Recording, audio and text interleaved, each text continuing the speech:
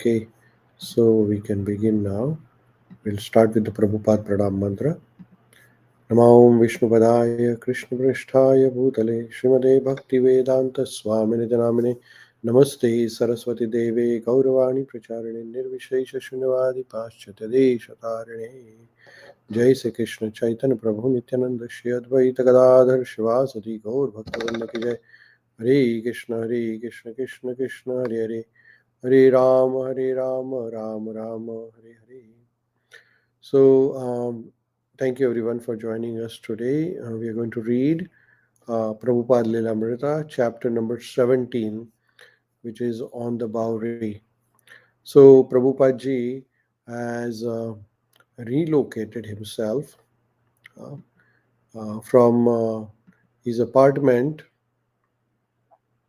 on the which was in a church, not church, in a yoga studio building of Dr. Mishra, and now he has relocated uh, himself in this Bowery that is described in this chapter.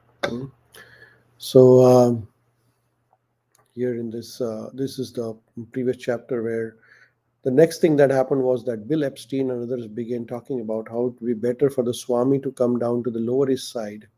The things were happening down there. Somehow or other, they were not happening uptown. People in downtown really needed Swami. Downtown was right and it was ripe, and there was life there. There was a lot more energy. So the audience who was attending Srila Prabhupada's program at the yoga studio were thinking that Srila Prabhupada should go to the uh, downtown side where lots of young people were gathering. And so Srila Prabhupada, uh, this is the paragraph which begins with Prabhupadaji's description about his home. I couldn't understand the difference between friends and enemies. My friend was shocked to hear that I was moving to Bowery. But although I passed through many dangers, I never thought that this is a danger. Every time I thought this is my home. This is Srila Prabhupada writing about his experience about his Bowery actually. Hare Krishna Mamtaji, welcome. Hare Krishna, Prabhuji, Hare Krishna. So, well, Srila Prabhupada was staying in the studio, which was room number 307. In April 1966, somebody broke into the room, and Srila Prabhupada's typewriter, tape recorder were stolen. And Srila Prabhupada thought that it was the janitor, but he had no proof. So Srila Prabhupada accepted the loss, and later uh, some of his friends who were attending his classes at the loft, they replaced whatever the items Srila Prabhupada lost. But then after theft then he wrote a letter to India where he describes that the theft was a loss of more than 1,000 rupees and $157 at that time. So Srila Prabhupada wrote in the letter, "It is understood that such crime as has been committed in my room is very common in New York. This is the way of material nature. American people have everything in ample, and the worker gets about 100 rupees as a daily wage. And still, there are thieves for the want of character.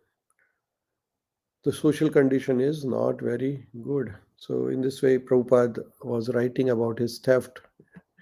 And then Srila Prabhupada also considered himself going back to India.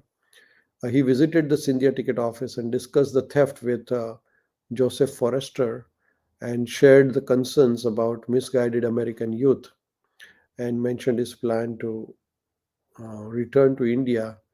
And he showed him his Srimad Bhagavatam to Mr. Joseph Forrester, who was the ticketing in charge at the India Shipping Company. Now, after the theft, and Srila Prabhupada was thinking that he should leave that loft also, and uh, he concerned that his future is not safe there. So Prabhupada considered relocating in downtown, as was encouraged by all the people who were attending his classes, like Harvey Cohen and Bill Epstein, and there was a one Harvey Cohen was a artist. He was planning to relocate from downtown Bowery to California. So he offered his studio on the Bowery, his loft on the Bowery, to Srila Prabhupada. And uh, he was a commercial artist, painter, but he was disillusioned with the life in New York because there were a lot of drugs in the area where he was staying, and a lot of theft. So he said, "This is not the place. I'm not. I'm going to leave this place." And then he offered his place to Srila Prabhupada. This place, the David Allen was staying before, and then electrician who was at the yoga studio building, he warned Srila Prabhupada that he should not go to Bowery because this was like a most corrupt place. Everybody was like staying there were not of good character. But Srila Prabhupada had already decided that he's going to go to Bowery. And this is that picture of Bowery. So this is an old picture. Uh, this was six blocks south of the Houston Street. Yeah, with a very heavy traffic area and lots of people with the drugs and asking for the money, and there were restaurant supply stores like that. So this was a the street was busy with the people, but nobody would stop there for longer because there's a lot of bad people. And actually, uh, I was also doing what is the condition of this Bowery, and I found this picture now. This is a same 94 Bowery apartments. uh, and this is the recent condition of this. It is listed for rent. Actually, some of the lofts are still there actually, and looks as busy as it was. And the building from outside looks similar. Maybe inside has changed, but and then this is a what the description of current description of Bowery 94 Bowery apartments. Huh? So this is still there actually. So the building is still in existence. And this is that old picture of AIR, uh, artist innovation, and what was that? I forgot the full form now. Vidura Prabhu, what was the full form? AIR, artist, Artist in residence. artist in resistance, residence, No, residence. residence. Yes, artist in residence. Yes. So in 1960s, this is a picture. So this was 66, 65, 66 actually. Mm. This Bowery in that time, loft living was a new concept in New York, and these old buildings were abandoned actually, uh, and so all these buildings were acquired by painters, musicians, and they were some modifications done in this building because they were commercial buildings before.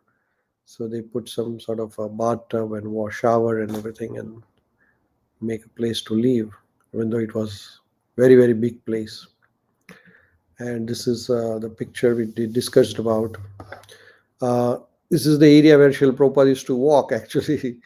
uh, there's a lot of people used to be on the drugs. And the history of this Bowery area mentioned in this chapter, it goes back to 1600, when it was a rural area with lots of farms actually in this area. And then slowly over the period, the Bowery area evolved. Then there were German, then the Jewish immigrants who came, and it became the hub of theater actually. This in 1800 actually. And then after 1870, actually, this area deteriorated with a lot of crime and corruption, and uh, it became like a infamous worldwide because a lot of homeless people and alcoholics started living in the Bowery area. Um, like actually, the death rate was highest in the Bowery area because of the drugs, and crime was very high in this area. Uh, so this was like initially it was good area, but later on this was degraded. The Bowery area where Srila Prabhupada was relocating actually. And this is one picture I could find from the internet search. There was not many pictures of Srila Prabhupada in Bowery, but here is one of the picture from the Back to Godhead magazine where it writes at 94 Bowery, Srila Prabhupada used an artist in residence loft for chanting Hare Krishna, lecturing and translating. So this is that picture from 1966 in Bowery area. And Srila Prabhupada in that loft at 94 Bowery, Srila Prabhupada, all the guests used to come and sit for kirtan and lectures.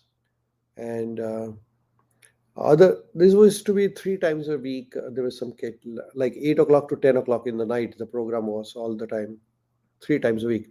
On the other evenings, the loft was completely empty, dark. There was not much lighting in that loft. Only like a red exit sign, probably where. So Prabhupada lived very humbly in the Bowery area, and he was living among the all the drug addicts, derelicts, and the same city block with no fixed income, no secure residence. And what Prabhupada was doing while Prabhupada was doing while staying at Bowery, so he was translating Srimad Bhagavatam, and he was planning about his Krishna consciousness movement while staying in that dark room in the Bowery. So he had this spiritual vision, which connected him with Lord Shri Krishna, and that is why he thought that the first sentence, we read that every place is his home, because whether he was in Vrindavan or whether he was in Bowery lot among the drug addicts, uh, he was connected with Lord Krishna. So without Krishna, actually for him, it was not possible to live. So there's a uh, so he went on translating his books, and we're having the opening of a Krishna temple. Uh, because his consciousness was absorbed in Krishna's universal mission, he did not depend on his surroundings for the shelter. Home for him was not a matter of bricks and wood, but of taking shelter of Krishna in every circumstances. As Srila Prabhupada had said to his friends from uptown, everywhere is my home. Whereas without Krishna's shelter, the whole world would be a desolate place. So some people were concerned about his home. Oh, this is not a safe place for sannyasi to live. So this is what Srila Prabhupada answered. And one of the very nice answer by Srila Prabhupada, where to live, is here in this. So maybe Venkata Prabhu, you want to read this? Where to live? Sure, sir. Where to live? So, Father, people live in three different modes: goodness, passion, and ignorance. Life in the forest is in the mode of goodness, life in the city is in passion, and life is in a degraded place like liquor shop, a brothel, or the Bowery is in the mode of ignorance. But to live in a temple of Krishna is to live in the spiritual world, Vaikunta, which is transcendental to all three materialistic modes. Right. Thank you, Prabhu. So here, Srila Prabhupada is writing about where to live, where one should live. So Prabhupada is describing uh, that your living can be in the mode of goodness, passion, or ignorance. Life in the forest is goodness, life in the city is passion, and life in the Bowery area was in the ignorance. But Srila Prabhupada is saying living in a temple of Vishnu is to live in the spiritual world, Vaikuntha, which is transcendental to all the three material modes. So Srila Prabhupada ji now, even though he's living in Bowery, but he's engaged in Krishna consciousness. For Srila Prabhupada had this vision to convert that loft into a temple. That was his, because he had asked for the help from his god brothers and some sponsors and some well-wishers in India, but nobody was willing to help him. So Srila Prabhupada thought that he might convert this loft into a temple, and he had high hopes of that. Uh, so Srila Prabhupada was preaching at this loft, uh, And news of Srila Prabhupada's arrival to the Bowery loft spread by word of mouth, attracting visitors, especially local musicians and artists. Because this Bowery was lofts were acquired by or occupied by the artist actually. Evening kirtans become very popular, and then people came to attend the kirtan party and kirtan programs. So Srila Prabhupada also preached to them about Srimad Bhagavatam classes, Bhagavad Gita classes, and the people who attended were David Allen, who was the roommate of Srila Prabhupada, and Robert Nilsson was also one of the sincere student. So Srila Prabhupada and David had a designated living area separated by the small partition in this big loft. But soon this entire loft became Prabhupada's preaching activity place. Uh, and it was just like a temple probably for Srila Prabhupada. He was like preaching there. And Srila Prabhupada considered David to be a future disciple actually. Uh, He occasionally also taught about cooking and was available for personal conversation with visitors and his new roommates. So while he's preaching them about Srimad Bhagavatam, Bhagavad Gita, Sattva Guna, Rajo Guna, Tamo Guna, he used to teach them cooking lessons also. And some of them, they wanted to learn Sanskrit. So Prabhupada taught them Sanskrit also like that. So the mix and match of the people. Uh, but Prabhupada ji, and then the kirtan were going on continuously during the evening sessions. But at that time, while Srila Prabhupada was teaching Bhagavad Gita, uh, Vietnam War was going on. And in Bhagavad Gita, there's Arjuna's fighting. Arjuna doesn't want to fight, and Lord Krishna is asking him to fight. So some audience member were concerned because most of the people were against America's involvement in Vietnam War. So they were asking Srila Prabhupada uh, that what about Vietnam War? So here is the Prabhupada's view on the Vietnam War. Vidura Prabhu, you want to read this?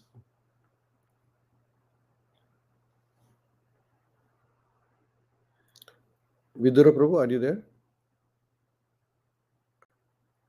Yes, Prabhuji, I'm here. Sorry. You want to read? Yes, Prabhuji. Vietnam War. But what about Vietnam? Does Krishna say to fight there? No, Swamiji answers. The Vietnam War is different from the Kurukshetra War.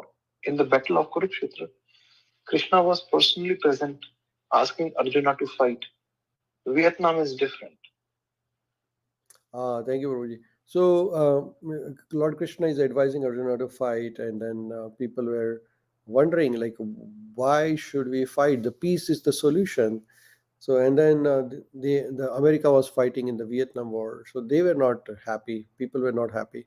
So Prabhupada ji was answering the question that Vietnam War was different than the Kurukshetra battle, because in Kurukshetra, Krishna was personally present uh, directly to instruct to Arjuna, while in the Vietnam War, Lord Krishna was not there, and there was no evidence of any Krishna consciousness. Like Vietnam War was a karmic reaction, as symptom of a larger issue. Uh, so he addressed that okay, this larger issue of conflict within the world can be only solved through surrendering to Krishna consciousness, surrendering to Lord Krishna. So, like people were, even after explaining explanation by Srila Prabhupada, people were not able to understand how Vietnam War was different than the Kurukshetra War.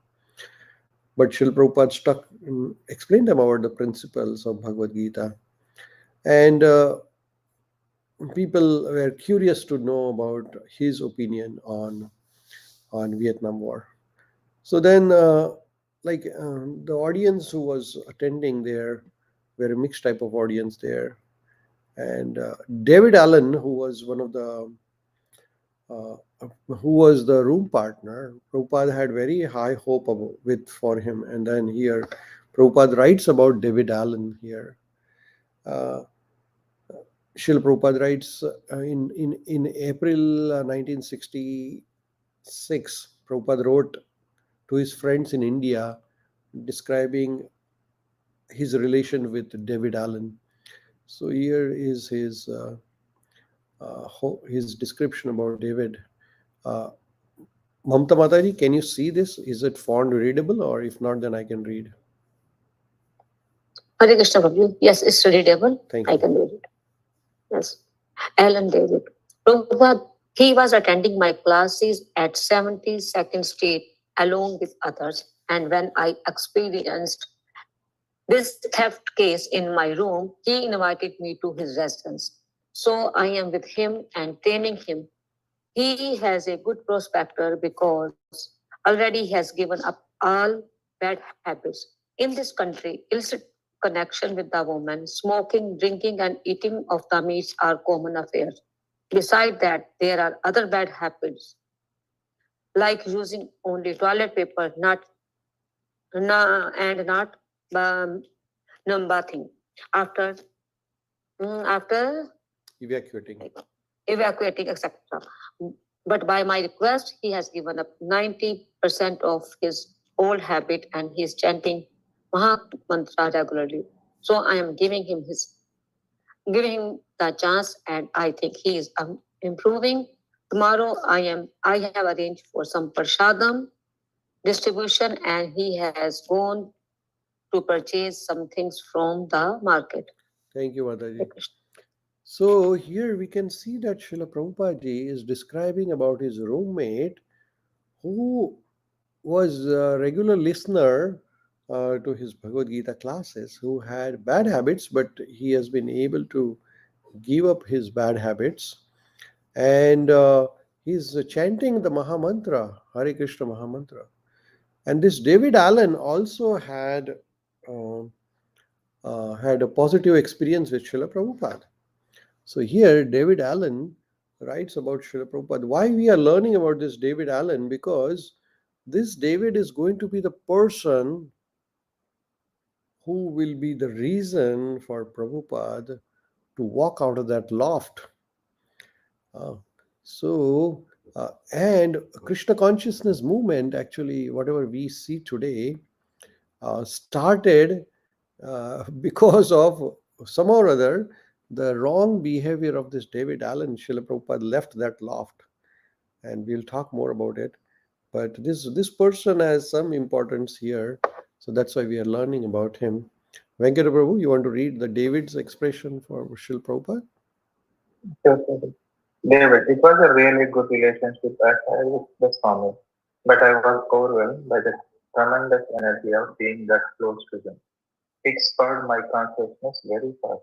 Even my dreams at night would be so vivid of Krishna consciousness.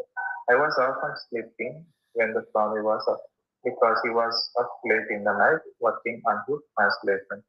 Thus, possibly, where a lot of consciousness and dreams just flowed in because of that deep relationship. It also had to do with studying Sanskrit. There was a lot of immense impact with the language. The language seemed to have such a strong mystical quality, the way he translated it word for word.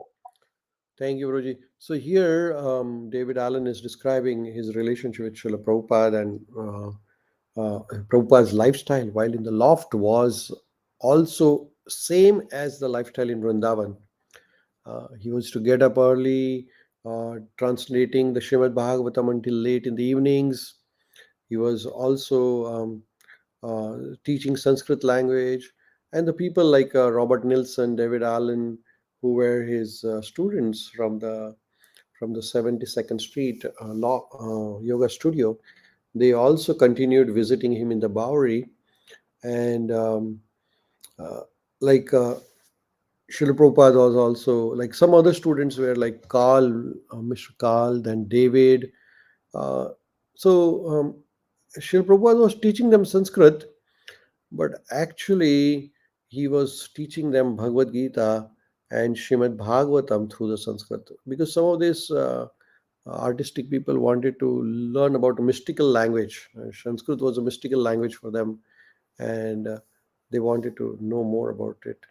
But then Srila Prabhupada, while teaching them Sanskrit, thought that teaching Sanskrit grammar, such as Devanagari, Sandhi, conjugation, would not be effective in spreading Krishna consciousness. So Srila Prabhupada said that I should use my Sanskrit knowledge rather than teaching them Sanskrit. I should use the time for translating Srimad Bhagavatam and Bhagavad Gita, because that was the main task for him.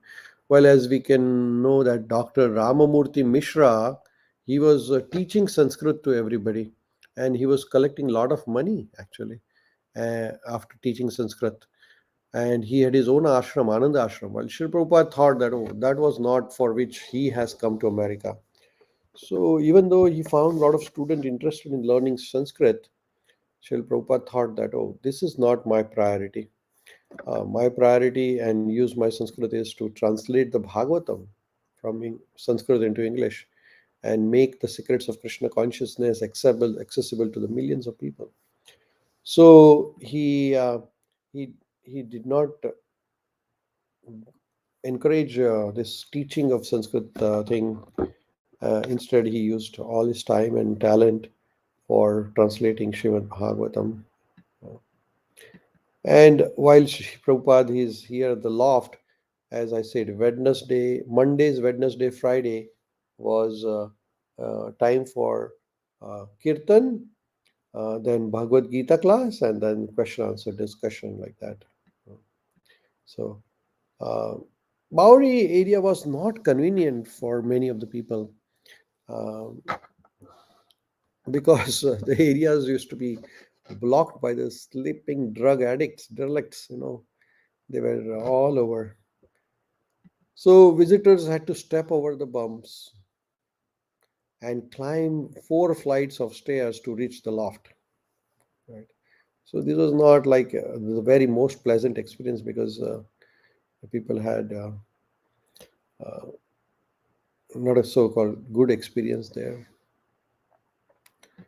So that was the Bowery life there, and uh, Bowery Loft provided less privacy as compared to the Prabhupada's previous location in Uptown with a yoga studio.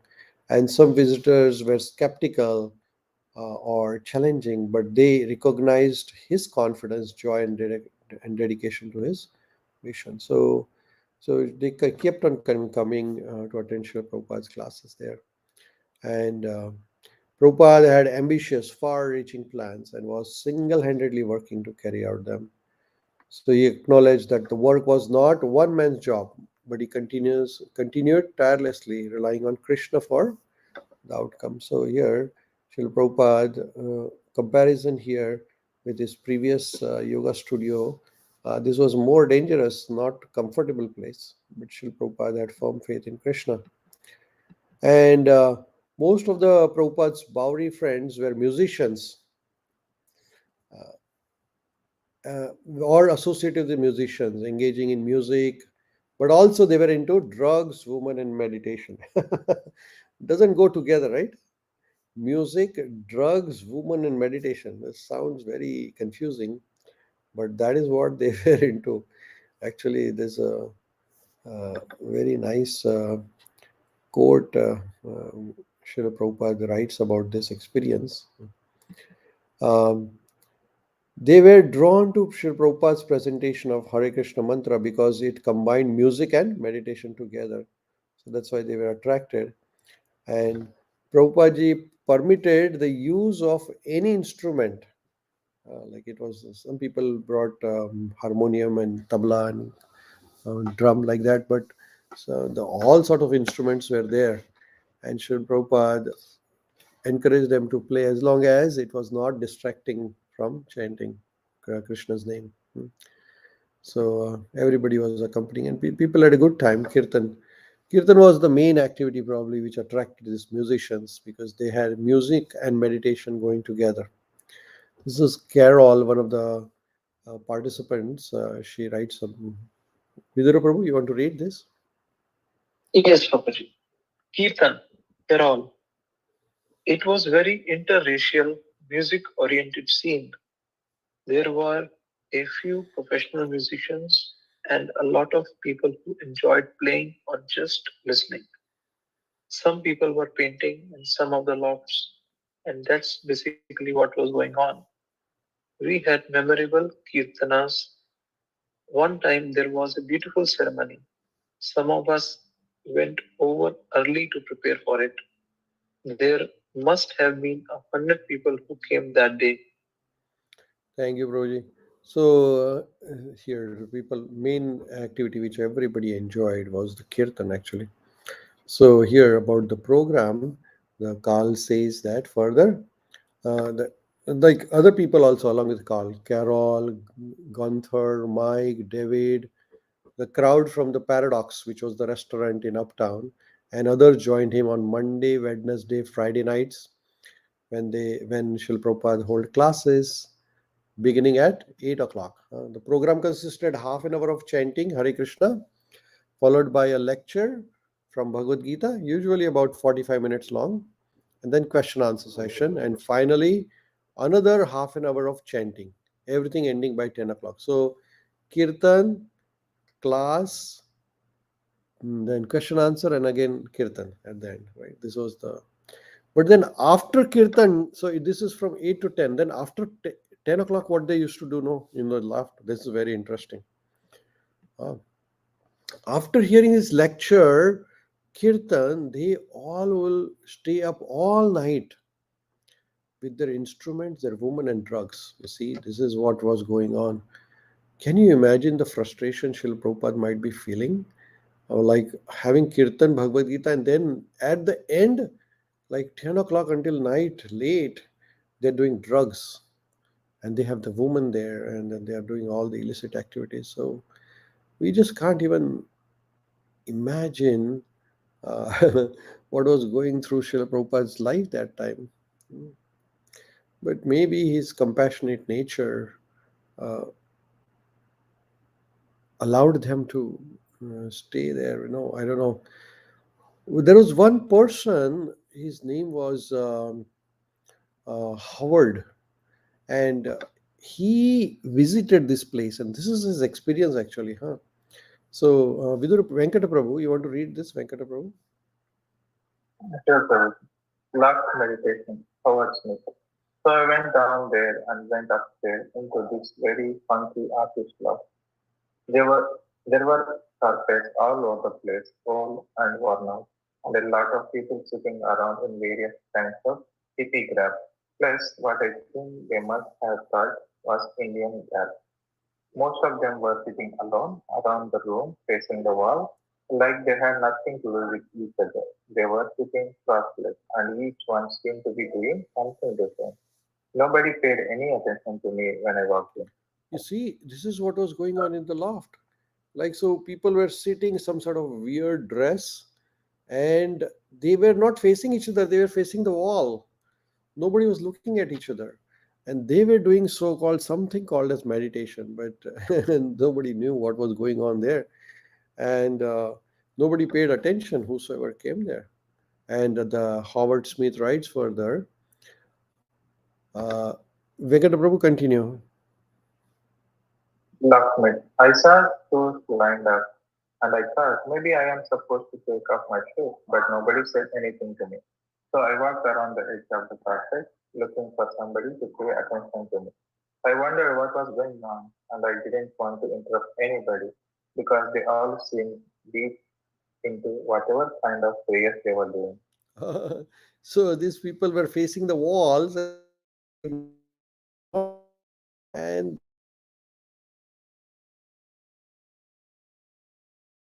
sorry, not David Allen, Howard Smith finds Srila Prabhupada.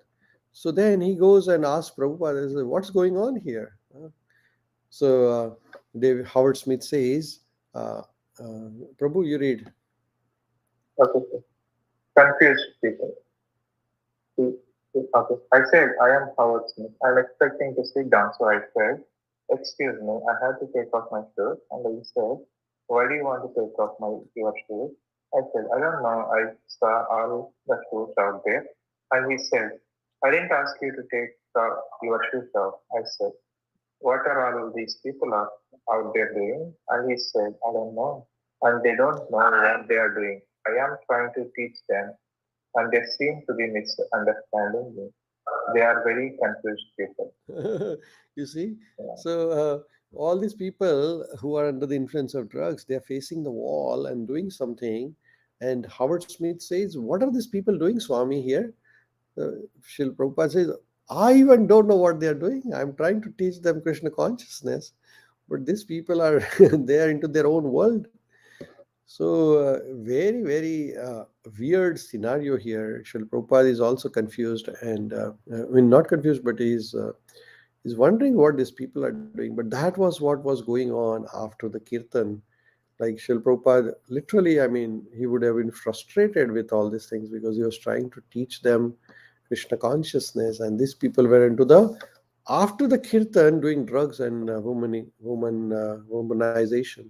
So it's so bad thing happening there in the loft. You know. So this is something about David Allen. More about David Allen.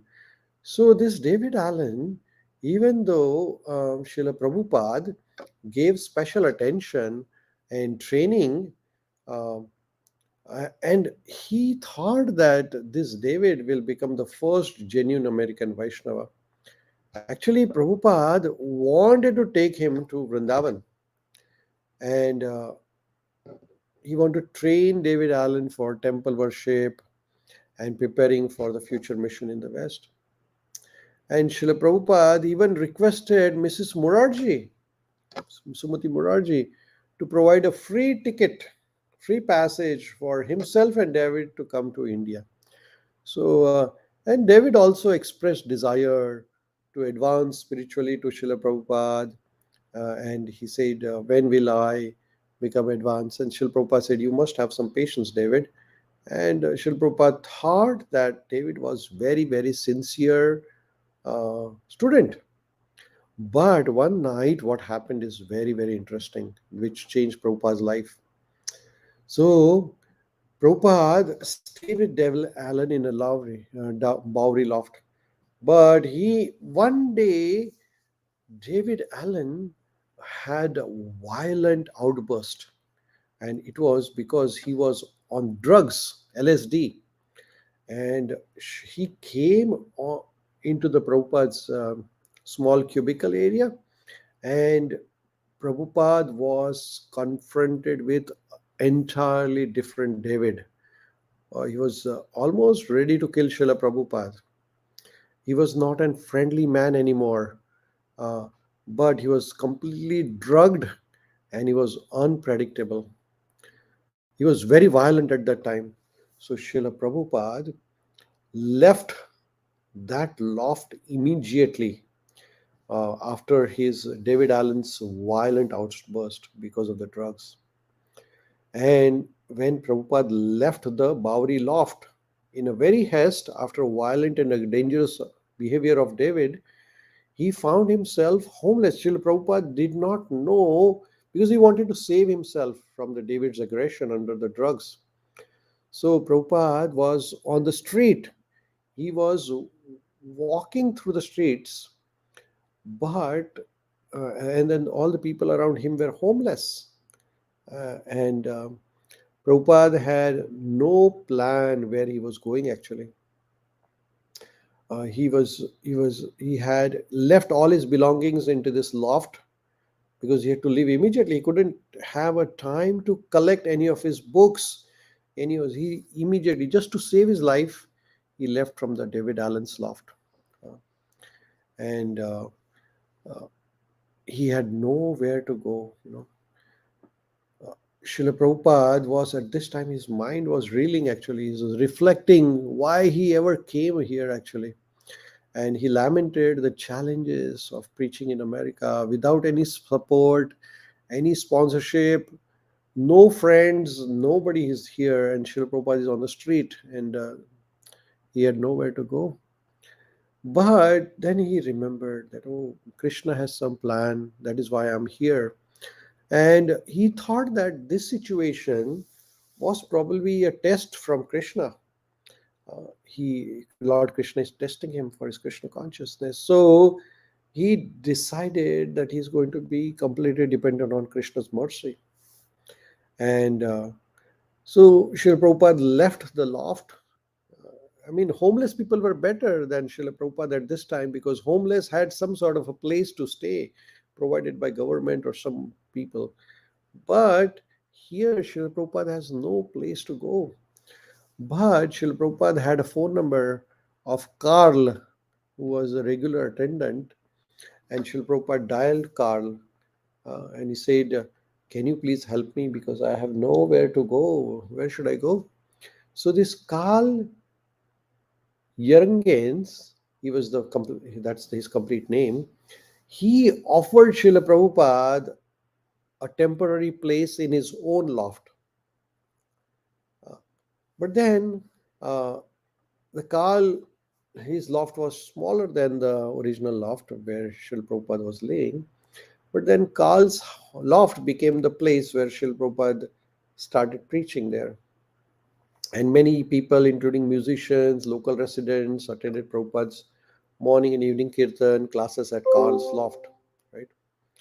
So, but then Carl's wife, Eva, she was not happy.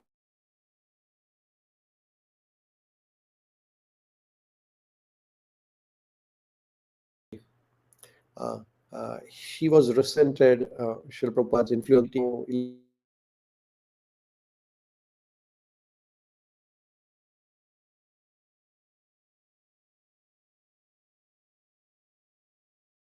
an addiction like that. So she didn't like Srila Prabhupada. That uh, there is a tension actually there in the family. So Srila Prabhupada decided, okay, I may have to relocate from this place into the another place. So then he requested Carl and other people that, can you please help me to find a better place where we can preach Krishna consciousness. So Carl and Michael Grant decided to help Srila Prabhupada to find a new place. And then the new place was found by Michael Grant actually. Michael Grant was little very enthusiastic. So he found a new place. And this was on the Second Avenue. So Mike located a storefront on Second Avenue with a small upstairs apartment. And the storefront was labeled as a matchless gifts store before. So now this was empty, and the rent of the storefront was $125 per month, and the additional rent of $71 per month for the back apartment. So total rent at this time Srila Prabhupada has to pay is $196 per month. So there was this real estate agent. His name was Mr. Gardner. So Gardner, he agreed that okay, he will paint all the apartment, and Srila Prabhupada said, okay, I will relocate to this place. So Srila Prabhupada then relocated into this new place with the help of his Mike and Carl and all those people. They helped to move Srila Prabhupada's books and everything which was there at the David Allen's loft. They brought all things here at Prabhupada's apartment here. And then Srila Prabhupada gifted a set of Srimad Bhagavatam, which he already translated to this real estate agent. And then Srila Prabhupada said, can you become the member of our society? That time the society was not established. But Srila Prabhupada said, can you become the part of our trustee of our organization? And then Mr. Gardner, he said, okay, I will become. And he said, I'll donate $20 per month, like that.